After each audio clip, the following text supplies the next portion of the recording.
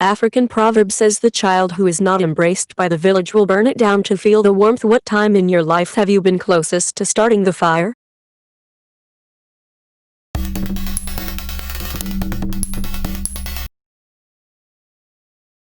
For some reason or another, my mother hated me. As a little girl, I could never understand why she treated me so much worse than my 3 other siblings, and I would often go up to my grandmother and ask her, why doesn't my mama love me? She never could give me a straight answer and would tell me, your mama loves you in the only way she knows how. That answer confused me because she loved my siblings just fine. Disclaimer: her love was toxic AF, and she did a different type of damage to my other siblings. Now when I say that my mother treated me badly, it started out with her picking fights with me. She would constantly nitpick at everything I did, chastising me, and at the end of the day punishing me harshly for something that could have been a gentle scolding. When I got older, she started cussing at me, and calling me names. She would often ignore me for days on end, and when she would talk to me it would be to make me the butt end of a bad joke, or to tell me she hated me. Yes, my mother looked me dead in my eyes and told me she hated me. Disclaimer number 2, she was a drug addict and alcoholic, and she loves to claim all the emotional abuse she put me through as a child was the effects of the drugs, and it wasn't even that bad. It was things like that that really began to tear at me after a while. All sorts of terrible things she did to me growing up, the terrible things she said, and how she ignored me constantly. All of it very different than how she treated my other 3 siblings. She was very close with one of my brothers and my sister. She would spend time with them constantly, take them anywhere, buy them anything that they wanted, and it made me resent them. My sister would sometimes rub it in my face that mom loved her more. It was her way of having power over me, and it was one of the things that made my rage bubble over on innocent people. I just wanted to be loved and accepted. I wanted to be cared for and cherished as a child should be, and when I didn't get that, I plotted on how I was going to get her love and affection. In my screwed up mind, I thought that if I got rid of my older brother and younger sister, I would be one of the only people left for her to love. I planned on killing my brother. How screwed up is that? It wasn't just some thought that passed through my head, it was a constant idea, a plan that I was putting into place to end his life so that I could make room in my mother's heart for me. I feel ashamed writing it out. It was a dark time in my life, and I was also incredibly mentally ill. My brother was addicted to pain medications, and my parents were trying desperately to get him clean at the time. Ironically, at the same time he was going on a drug-induced rampage, my sister had shattered her leg on a trampoline. She was on some pretty heavy pain pills, and while my mother was doing everything in her power to keep my brother away from the drugs, she would leave my sister, and her drugs, in my care. So one day, while my mother was out of dealing with my brother and my sister was sleeping, I took the rest of her pills. My sister was super afraid of becoming addicted to drugs after watching what my mother and brother were going through, so there was a ton left, and I waited for my brother to come back. When I heard him come through his window, his room was next to mine. I went into the kitchen and made him a glass of juice. Earlier in the day I had crushed up the pills into a powder, and I mixed them into the juice. I went up to his room, knocked on the door, and offered him the cocktail of various prescription drugs. He took the juice, and right before he was about to drink it I had thought, how could I do this to my own brother? I snatched the drink back, and it spilled all over the carpet. He was high and super pissed, but at least he was alive. I never tried anything like that again. It felt so sick, wrong, evil. I mean, what type of person thinks about killing their brother? Besides, my brother dying wouldn't make my mother love me anymore, she would have just resented me for living instead of him. So that's the sad, sick story of how I almost executed my brother. I didn't actually carry through with it, obviously, and I guess everyone lived happily ever after. My brother got clean and now has a happy family. I'm in college, my sister's leg healed up nicely, and my mom left us after a while. But that's a story for another time. I have 2 sisters. One older, and one younger. My mom worked hard to make sure each of us felt special and loved. My dad? Not so much. He called my older sister Princess and my little sister was referred to as Little Buddy. For whatever reason, I got kind of forgotten about. I didn't mind most of the time. I found my dad annoying, demanding, and at times unreasonable. I hated the way he bullied my mom and would lash out about things that didn't make sense. Basically, I thought of my dad as a total brat. He'd have a bad day at work, and would find someone to take it out on. Usually, my mom and I, but I still tried. I've tried to cuddle up with him, feeling hurt when he'd shrug me off and tell me I need to shower. I made gifts for him. Got good grades, won poetry contests. Won awards through Bible quiz. Never argued. But it never seemed to work. Before long, he'd find something to yell at me about. Things that usually didn't make sense. If my little sister and I fought, the whole thing was my fault. My feet turn in. I hated when my dad would come to my sporting events, because seeing me run with inturned feet seemed to be humiliating for him. One time I was running from one base to another, feeling exhilaration because I'd done it. I'd hit a home run. The smile died on my face when I heard my dad yell, "Run with your feet straight. You look stupid." As a teen, my mom really stepped up and started insisting that he was going to leave me alone. He was never physically abusive, but the way he talked to you made you feel like he was trying to say something that would break you. When I was 15, he was almost successful. I went through a couple of really bad months. A friend died, my dog died, we moved, and my mental health was tanking. A week after my friend died, car accident, my dad asked, "So when are you going to get over it?" It took me by surprise, because at that time, I wasn't crying or acting out. I was just sitting there, eating dinner with the family. My mom immediately reacted, gasping out a surprised, "John." And the two of them began fighting again, over my dad's need to mess with me. I sat there, head down on the table, thinking, I'm not allowed to be sad. I'm not allowed to feel happy. I can't get mad. I'm in pain, and he finds it annoying.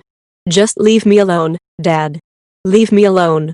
That's when it clicked. My dad, for whatever reason, seemed to hate me. I could try to make him like me, but it wasn't going to work. As I got older, my goal became to avoid him. His seemed to be to forge a relationship with me with the sole purpose of having a target for his need to bully. We were never going to have a healthy father-daughter relationship. That's when it clicked. It's not me, it's him. My sisters could like and love him, but I didn't need to respect him. I was done trying to please him, trying to do the right things, trying to be the daughter that my dad seemed to want. Fast forward almost 10 years later. After the birth of my son, my dad had tried to begin a new relationship with me, because for whatever reason, he latched onto my kid. For the sake of my kid, I let my dad have a relationship with him, but I was always monitoring, waiting for my son to develop a personality that would change the way my dad saw him. There was no way I was going to let my dad do to my son what he did to me. Fortunately, my dad died before the change could happen. I sat in the back at his funeral, dry-eyed and satisfied. Of course my sisters were upset. They had good relationships. But for me and my mom, it kind of felt like the Wicked Witch was at long last dead. No more stress. No more unreasonable expectations.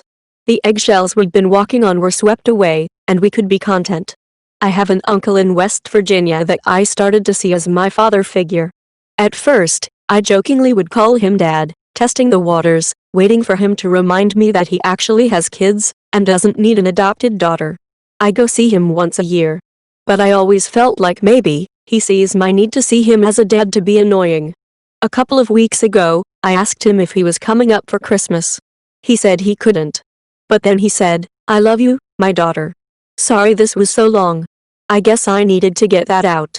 16 years old. Finally decided to fight back against abusive parents.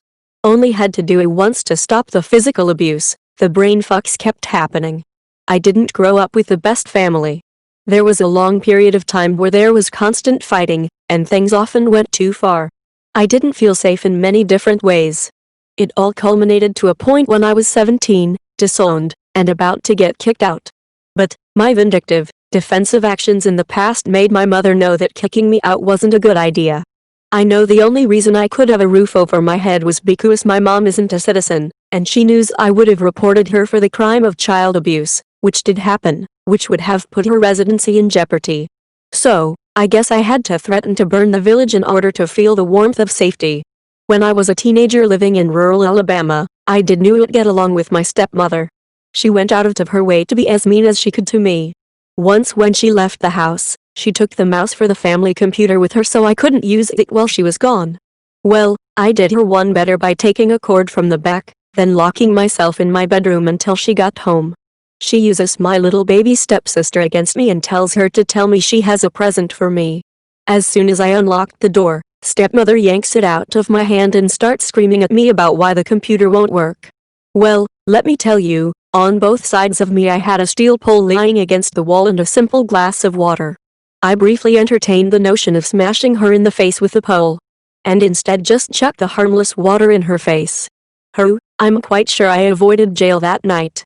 I had a coworker at a non-commission-based retail job where a coworker would repeatedly sabotage my sales so she could get a lot of credit apps and a high GSP, AVGHR sales.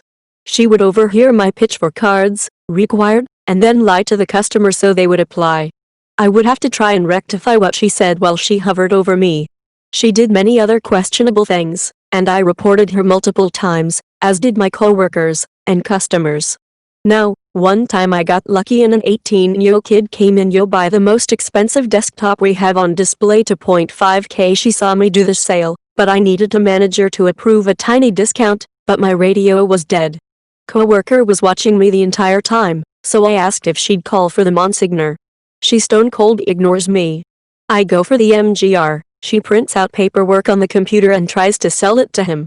When I return, she literally yells at me in front of the customer to give her the sale. BC she worked too. I ignored her and didn't give her the sale. When I reported this, as did the customer, he was mortified. I was literally told by my boss ignore when she does that. She's a middle child, so she does stuff like that. I was tired of the stupid lack of action, so I filed an hour complaint regarding her, and 5 of my managers for not addressing it. They all got reamed for it. Only one is still in a management position. The rest were eventually demoted or laid off. I used to work in fast food, and was the only person in the store that didn't smoke. Everyone else got to take a break to smoke, but since I didn't smoke, I wasn't allowed to. Eventually, I spoke to the owner about it and was rebuffed, so I went over their heads to the company board. Owner got his ass chewed out for rebuffing me and I wound up getting a huge bonus my next paycheck, but when they discovered I reported them, I got fired immediately. Turns out they'd been violating company policy in food prep and storage, so I filed another report to corporate. Store got shut down for months and my former boss got fined 6 figures. My brother is 10 years younger than me and is a teenager. I regularly drive him around to see his girlfriend and to his classes. Recently he's becoming very disrespectful and downright rude. He's only nice to me if I've made food or if he needs a ride, and in a way that pisses me off even more. The amount of times I have seriously considered pulling over and making him walk the last 10 miles home. My dad didn't seem to take any interest in my life since I was 4, then when my mom left him and I told him I was going to leave, he then proceeded to do everything to get me to live with him, buying me stuff, telling me mom isn't a fit parent, trying to get custody in court.